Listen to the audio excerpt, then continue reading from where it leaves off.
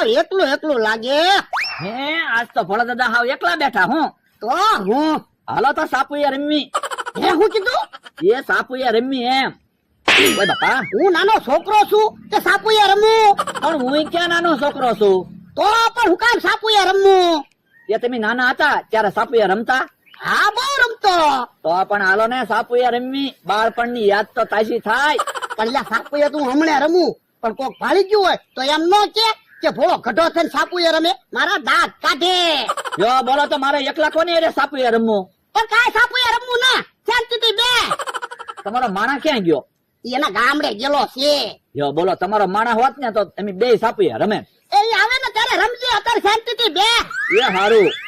ઓ બાપા!